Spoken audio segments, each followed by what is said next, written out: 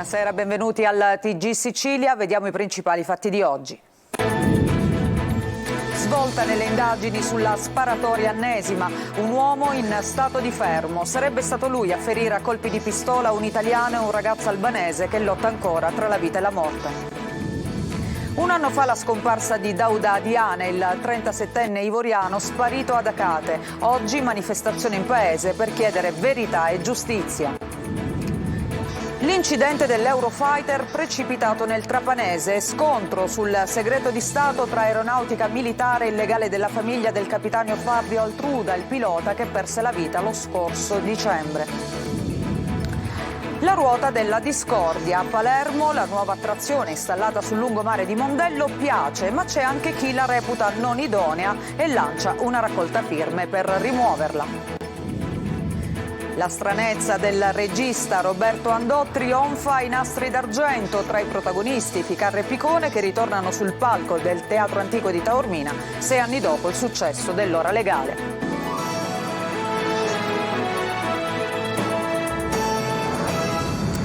Ancora una volta buonasera, buona domenica a tutti voi. Lo avete sentito nei nostri titoli, c'è una svolta nelle indagini sulla sparatoria avvenuta nel quartiere di Inesima a Catania. C'è un uomo in stato di fermo, sarebbe stato lui ad esplodere i colpi di pistola che hanno ferito 2 uomini di 47 e 27 anni. Il più giovane, di origine albanese, è ancora in condizioni disperate all'ospedale Garibaldi. Sentiamo tutto nel servizio di Orazio Longo.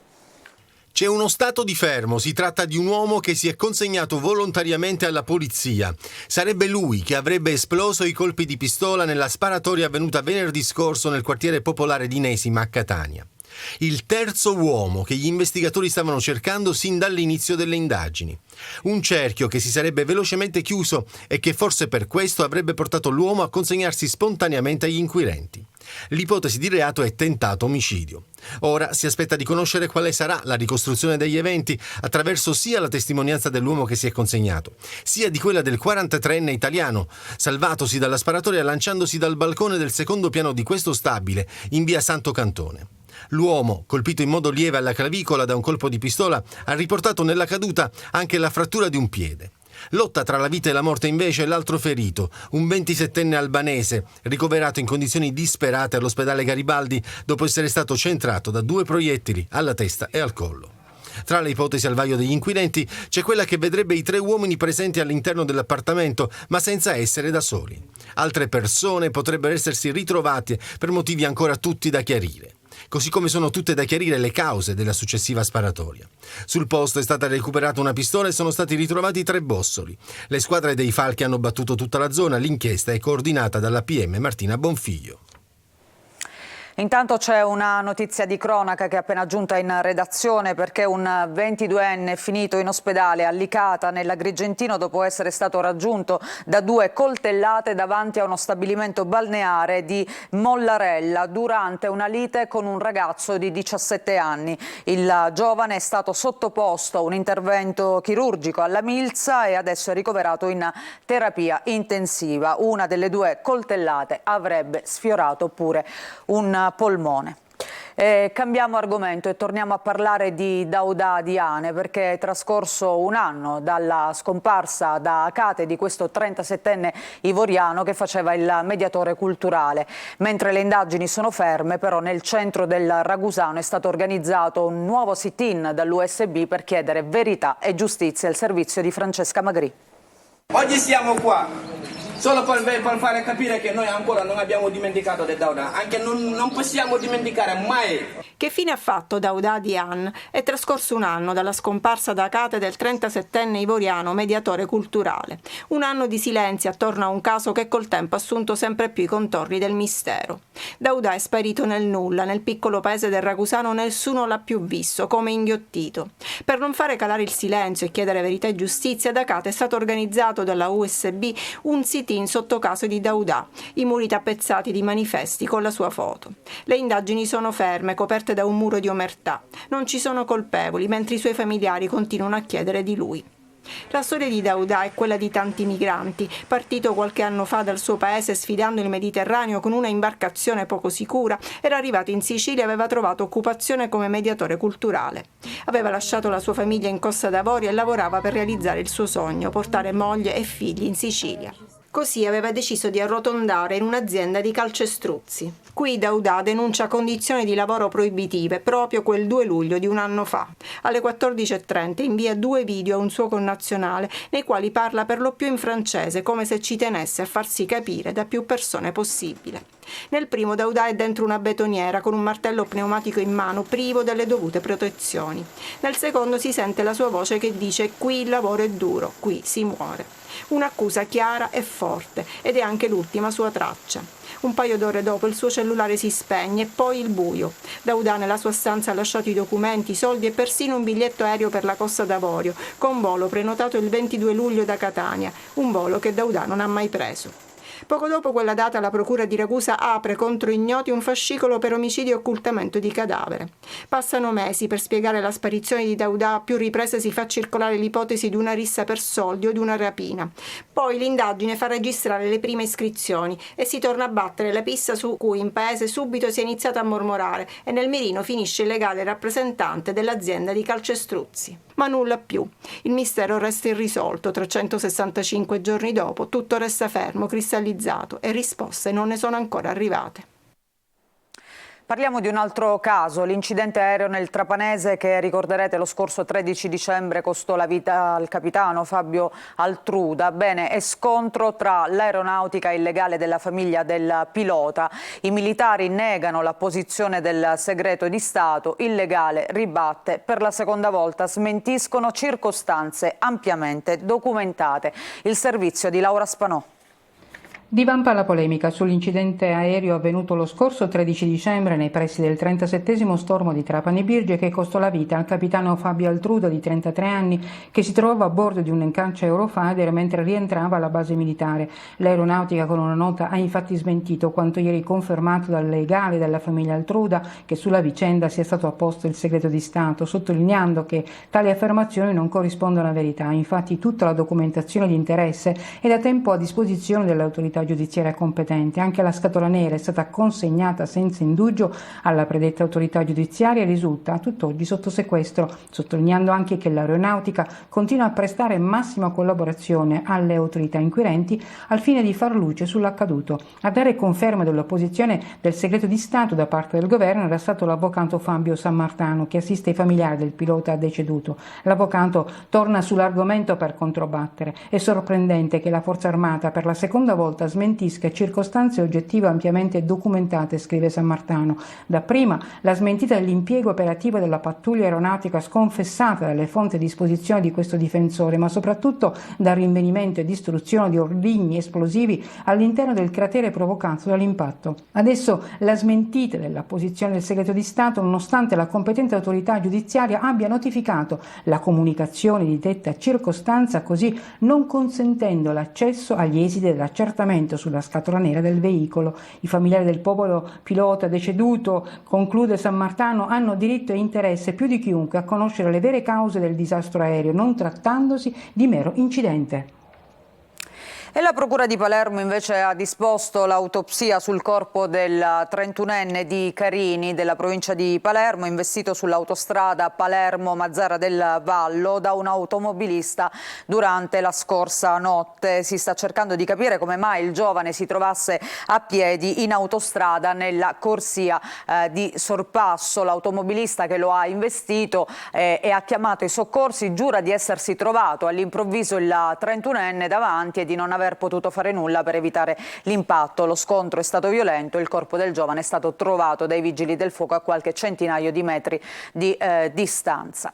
E restiamo a Palermo perché la ruota panoramica di Mondello debutta tra le polemiche. L'attrazione a ridosso del lungomare della borgata marinara infatti fa storcere il naso a molti palermitani e c'è anche chi ha già lanciato una raccolta di firme per farla addirittura rimuovere. Sentiamo Marco Gulla.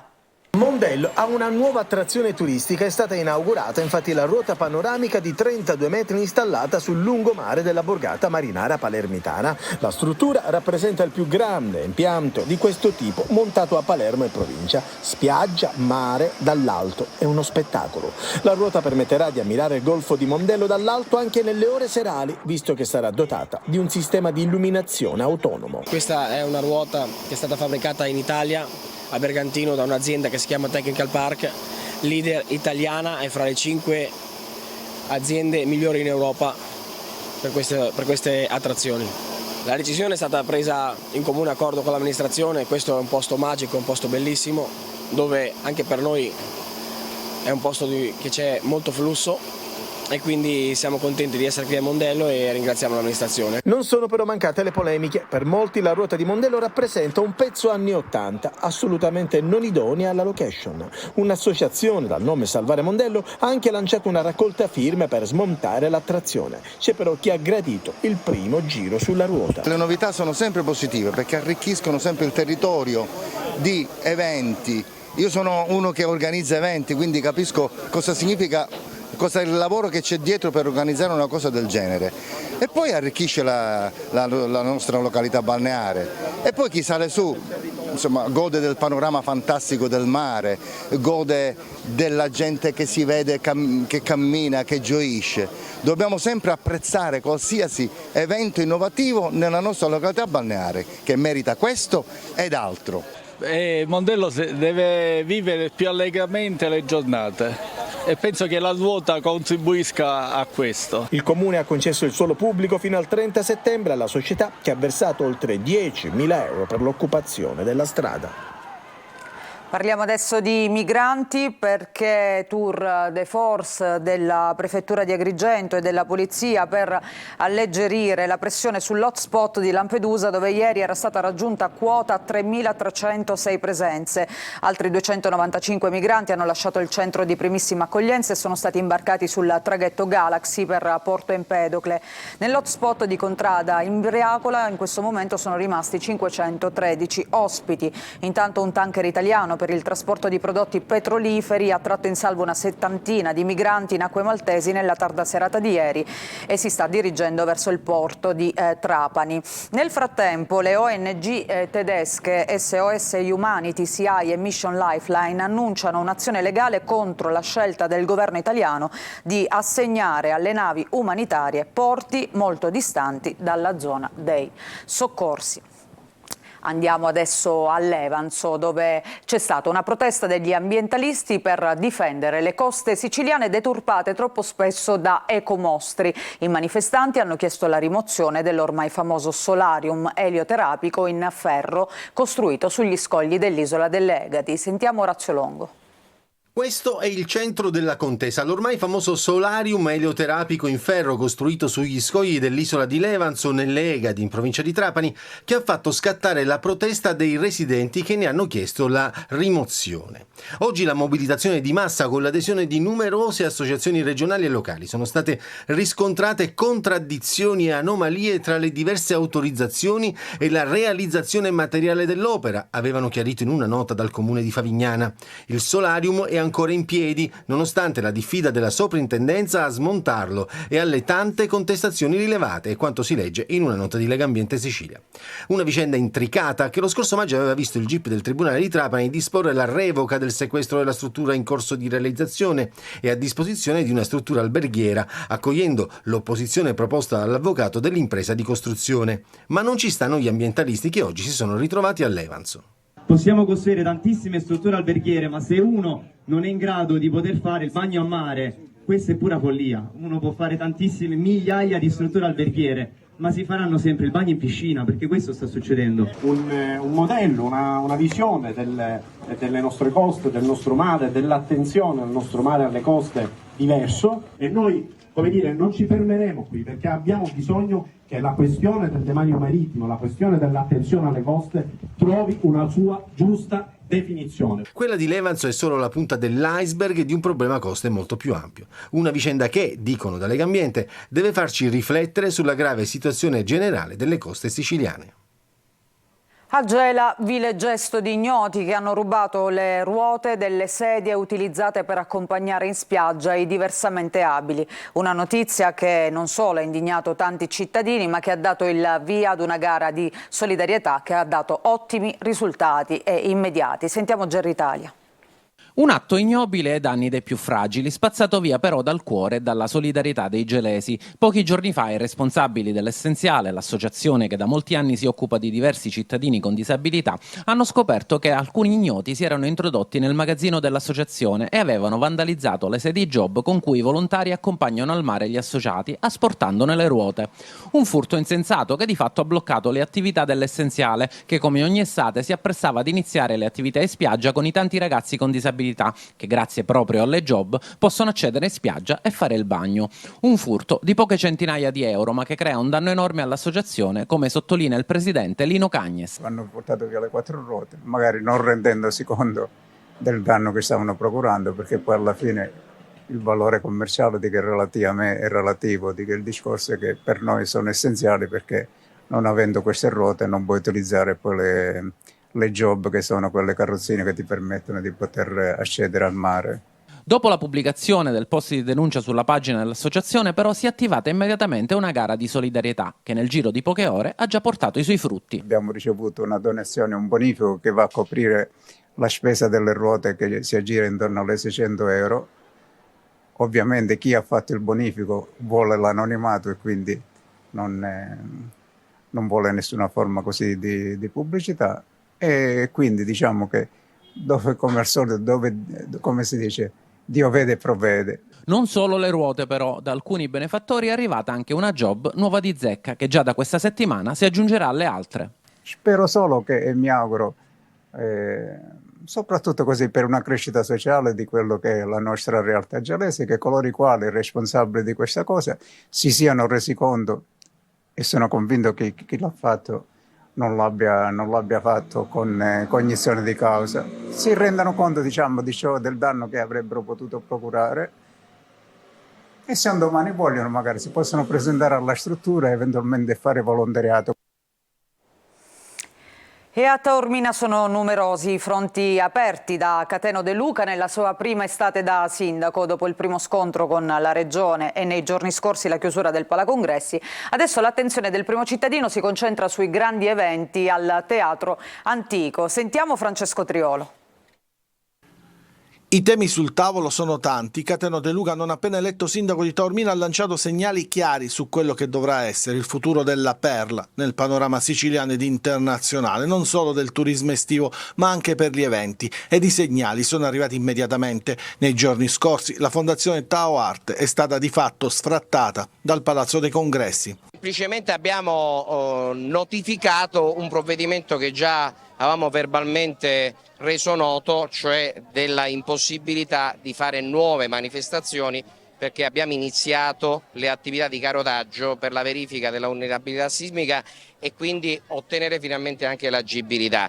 Quindi abbiamo consentito proprio la conclusione di quelle che erano delle attività in corso, ma stamattina già sono entrate le macchine proprio per iniziare i carotaggi, perché abbiamo la necessità di avere al più presto le risultanze e capire i tipi di interventi che bisogna effettuare. Questa è la versione ufficiale, anche se sembra che l'utilizzo del Palazzo dei Congressi da parte di Tao Art sia andato oltre gli accordi che prevedevano fosse solo una base logistica e non come location per eventi, e per questo De Luca ha deciso di cambiare la serratura. Scongiurata la chiusura della via che porta al Teatro Antico dopo l'emendamento approvato dalla Regione che ha previsto il 15% dello sbigliettamento ai comuni, ancora c'è tanto di cui discutere. I nodi sono tanti al pettine che ovviamente stiamo affrontando, e quindi ci sarà una oggi revisione anche dei rapporti del Comune di Taormina con l'assessorato ai beni culturali per quanto riguarda la gestione del Teatro Antico, visto che la norma De Luca è stata approvata dal Parlamento siciliano,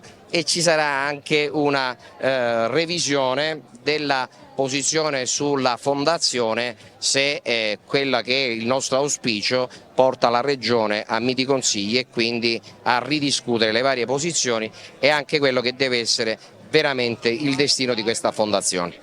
Risolto un problema, l'attenzione si sposta adesso sui grandi eventi dei privati al Teatro Antico. Continueranno e l'unica cosa che ovviamente per ora dobbiamo rivedere d'urgenza sono tutte le manifestazioni che erano state programmate al Palacongressi, che fino a quando non si effettueranno gli interventi per la messa in sicurezza non si potranno autorizzare. Restiamo a Taormina perché la cerimonia dei Nastri d'Argento ha chiuso la 69esima edizione del Tao Film Fest. A trionfare è La stranezza di Roberto Andò con Ficarra e Picone e Toni Servillo. Riconoscimento speciale a Lucrezia Guidone per Mare Fuori e vediamo il servizio. Non ho nessuno scopo e sono felice. No, senza pausa. Non ho nessuno scopo e sono felice. Scopo e sono felice. Ah sì, scopo e fottete. È La stranezza di Roberto Andò con Ficarra e Picone ed uno straordinario Toni Servillo nei panni di Luigi Pirandello, il miglior film dell'anno 2023. Nella serata conclusiva della 69esima edizione del Taormina Film Fest, premiato con i Nastri d'Argento, il più antico premio cinematografico italiano, assegnato dai giornalisti e presieduto da Laura Delli Colli. La stranezza, che è un film che ha unito commedia, cultura, intrattenimento, grande successo al cinema, insomma un grande rapporto col pubblico, però anche un grande rapporto con la Sicilia. Sul palco gli attori principali a ritirare il premio, ma anche le maestranze del dietro le quinte insieme al regista che davanti al riconoscimento lo ha dedicato alla scrittura. Sì, la scrittura, perché è evidente che noi raccontiamo attraverso tutti i loro personaggi, ma l'incontro di Pirandello con un'idea, in un momento in cui ha questa idea travolgente che ancora non si è chiarito del tutto, incontra due persone che sono Salvo e Valentino, che in qualche modo collaborano a modo loro e gli forniscono una chiave. Nel cast la bravissima Giulia Andò, figlia del regista nel ruolo di Santina, la sarta e costumista, sorella del gelosissimo Ficarra. È una donna che è disposta a rischiare tutto pur di ottenere quello che vuole. Tanta responsabilità a essere diretti dal proprio padre. Sì, è stato ci siamo molto divertiti in realtà. Non riesci a scrivere la tua commedia. Tutta la pellicola ruota attorno alla figura di Luigi Pirandello, che cerca ispirazione e la troverà creando il testo dei 6 personaggi in cerca d'autore, magistralmente interpretato da Toni Servillo. Mi è capitato più di una volta di metterlo in scena per la passione che ci arriva dall'insieme della sua opera, non solo teatrale, narrativa. Le novelle di Pirandello sono tra le cose più belle della letteratura italiana. E con il regista Andò c'è particolare feeling, avete girato tanti film. Questo film che facciamo insieme, quindi sì, c'è un'affinità e anche un'amicizia molto forte. A fianco dei Nastri d'Argento 2 riconoscimenti importanti, quello per la performance dell'anno a Lucrezia Guidone per l'interpretazione in Mare Fuori e il premio Manfredi a Paola Minaccioni, consegnato da Roberta Manfredi, figlia del grande attore romano. Lei incarna il premio Nino Manfredi, lei è proprio la manifestazione vivente del premio Nino Manfredi, perché lei sa fare tutto, lei sa passare dai ruoli drammatici ai ruoli di commedia, lei ha un'anima, ha un'umanità che trasferisce, che la cosa sono 2 ingredienti imprescindibili se vuoi arrivare al pubblico. Mio padre aveva l'anima e aveva un'umanità che tutti riconoscevano. Lo avete visto, tra i protagonisti del film e della serata, l'affiatatissimo duo formato da Ficarra e Picone. Li ha intervistati per noi Simona Mazzone. Tornano sul palco del Teatro Greco di Taormina Ficarra e Picone, che qui avevano ritirato il loro primo Nastro d'Argento nel 2017 con L'ora legale, premiato come migliore commedia dell'anno. Oggi il duo palermitano stringe tra le mani il secondo nastro, un altro riconoscimento che si aggiunge al lungo elenco di premi ricevuti nel corso di una carriera lunga 30 anni, quasi tutti fatturati, ha precisato Valentino al pubblico. La stranezza è il film dell'anno 2023 e loro interpreti interpretano due becchini ma anche attori dilettanti che stanno provando un nuovo spettacolo che poi ispirerà la fantasia di Luigi Pirandello, autore della tecnica del teatro nel teatro. Siamo contenti perché insomma i premi fanno sempre piacere. Uno ciascuno. Uno ciascuno, quello dello... Questa volta hanno avuto il buon gusto di darcene uno ciascuno. Infatti. Non sono costretto a fottermi il suo. Ma questo premio arriva nei 30 anni della vostra carriera insieme. Com'è vivere insieme? All'inizio vivevamo veramente insieme, poi per fortuna adesso viviamo anche in case separatamente. E poi la gente che mi ferma dice: ma dov'è Ficarra? Ecco, non lo so sempre dov'è Ficarra e credo che cerco di non farglielo sapere. Nella stranezza interpretano Bastiano e Nofrio alle prese con uno spettacolo teatrale e le mille difficoltà nell'organizzare la scena e istruire gli attori dilettanti osservati da un silenzioso spettatore che è Luigi Pirandello. Poi l'ambiguo finale a sorpresa. Bastiano e Nofrio esistono o no? Questa è una cosa che non ve lo possiamo dire, dovete rimanere col dubbio, in attesa della stranezza 2, poi c'è la stranezza contro il Corsaro Nero e la stranezza alla riscossa. Ficarra e Piccone all'attivo 15 film, interpreti, registi e sceneggiatori, protagonisti di numerosi programmi televisivi, dal Seven Show che li lanciò come Chiamata Urbana Urgente fino a Zelig e Striscia la Notizia. Reduci dal successo della serie Incastrati, oggi sono impegnati su un nuovo set, al momento top secret, per una pellicola girata in buona parte a Catania dal titolo Santo Cielo e diretta da Francesco Amato.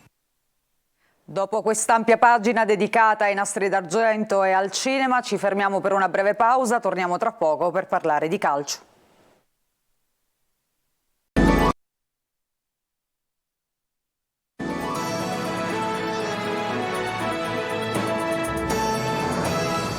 Seconda parte del nostro telegiornale dedicata al calciomercato, parliamo del Palermo. Dopo il difensore Lucioni, la società rosanero sta per perfezionare altri 4 acquisti, tra questi anche Roberto Insigne del Frosinone. Ci dice tutto Marco Gullà.